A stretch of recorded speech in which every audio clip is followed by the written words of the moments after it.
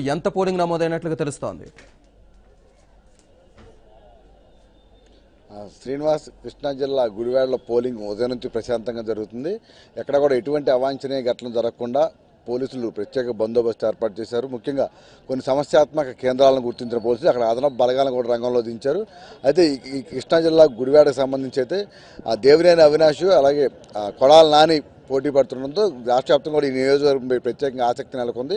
ఈ నేపథ్యంలో అధికార యంత్రం కూడా పూర్తిగా అప్రమత్తమై ఎక్కడా కూడా ఎటువంటి ఇబ్బంది కలగకుండా ఇటు ఓటర్లు కూడా ప్రత్యేకంగా ఏర్పాట్లు చేశారు. అన్ని పోలింగ్ కేంద్రాలతో కూడా ఎండలను దృష్టిలో పెట్టుకుని టెంట్లు ఏర్పాటు చేయడంతో పాటు కూలింగ్ వాటర్ క్యాన్లు కూడా ఏర్పాటు చేశారు. అయితే కొన్ని చోట్ల వృద్ధులకు వీల్ చైర్లు ఏర్పాటు చేయకపోవడంతో నడుచుకుంటూ వెళ్తాను కొంత ఇబ్బంది పడినప్పుడు కూడా అందరూ కూడా ఓటును సద్వినియోగం చేసుకుని తమకు ఇష్టమైన నేతగా ఓటేస్తున్నారు. ఇకపోతే కృష్ణా జిల్లా గుడివాడ మచిలీపట్నం పార్లమెంట్ నియోజక పరిధిలోకి వస్తుంది. మచిలీపట్నం పార్లమెంట్ నియోజక పరిధిలో మొత్తం 8 అసెంబ్లీ నియోజకవర్గాలు ఉన్నాయి.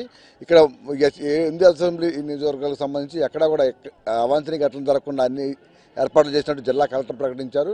మరోవైపు మచిలీపట్నంలో కొన్ని చోట్ల ఈవీఎంలు మొరాయించడంతో అధికార యంత్రాంగం వెంటనే అప్రమత్తమై వాటిని సరిచేయడంతో వివాదం సద్దుమణిగింది. అదేవిధంగా ఇతర నియోజకవర్గాల్లో కూడా చాలా చోట్ల ఉదయం 7 గంటలకు పోలింగ్ ప్రారంభం కావాల్సిన నేపథ్యంలో ఈవీఎంలు మొరాయించడం కారణంగా కొన్ని చోట్ల గంట ఆలస్యంగా మరికొన్ని చోట్ల 2 గంటల ఆలస్యంగా కూడా ఈవీఎంలు ఈ మొరాయించడం కారణంగా 2 గంటల ఆలస్యంగా పోలింగ్ ప్రారంభమైంది. ఈ నేపథ్యంలో దీనిపై జిల్లా కలెక్టర్ ఎస్పీ ప్రత్యేకంగా సమావేశంగా నిర్వహించి ఈ అన్ని అంశాలను కూడా ఎన్నికల సంఘాన్ని దృష్టికి తీసుకెళ్లారు. ఈ నేపథ్యంలో సాయంత్రం 7 గంటల వరకు కూడా పోలింగ్ నిర్వహించే అవకాశం ఇవ్వాలని చెప్పి కోరిన నేపథ్యంలో ఎక్కడ ఏ పోలింగ్ బూతుల్లో అయితే ఈ పోలింగ్ ఆలస్యంగా ప్రారంభమైందో కేవలం ఆ పోలింగ్ బూతుల్లో మాత్రం 7 గంటల వరకు కూడా పోలింగ్ వినియోగించుకోవచ్చు అని ఇప్పటికే ఆదేశాలు కూడా ప్రకటించారు. మరోవైపు 6 గంటల తర్వాత 6 గంటల వరకు ఈ పోలింగ్ నిర్వహిస్తున్నట్టు అధికారికంగా ప్రకటించిన నేపథ్యంలో ఈ 6 గంటల లోపు లైన్లో ఉన్న అందరూ కూడా అంటే పోలింగ్ బూత్ సమీపంలో వచ్చిన అందరూ ఓటర్లు కూడా పూర్తిగా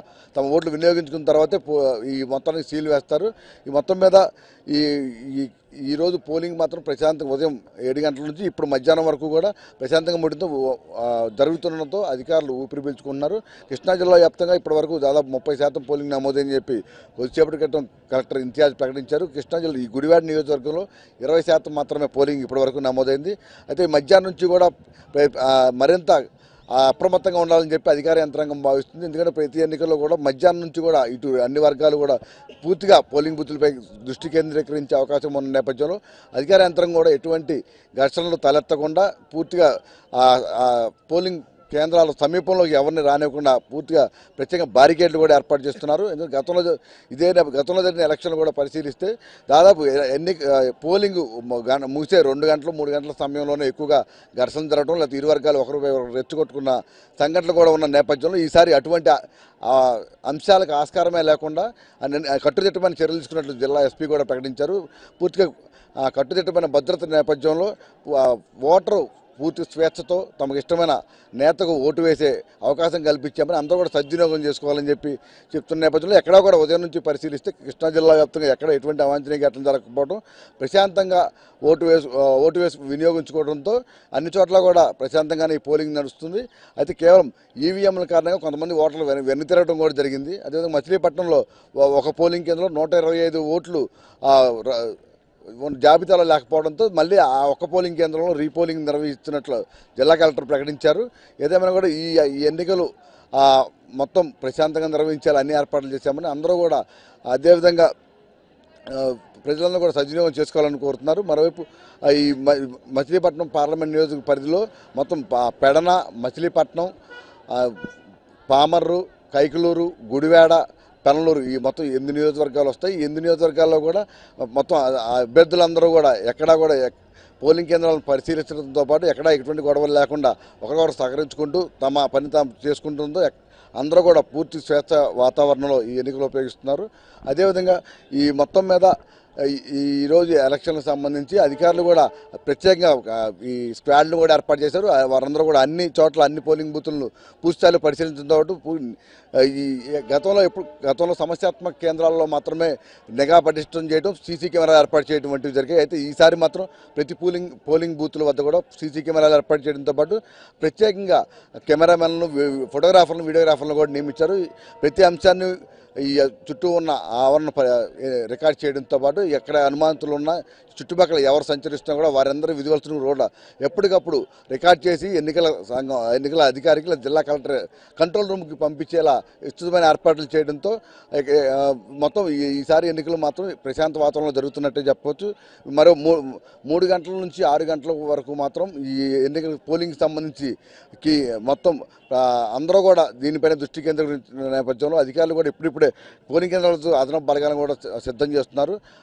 ఈ 3 to 6 ఎన్నికలు పోలింగ్ ముగిసే కొద్దీ కూడా ఒక టెన్షన్ వాతావరణం యూత్ ఓటింగ్ ఎలా ఉంది? యూత్ ఉత్సాహంగా పాల్గొంటున్నారా? అలాగే ఫస్ట్ టైం ఓటింగ్ చేసే వాళ్ళు సంఖ్య కూడా ఎలా ఉంది అక్కడ?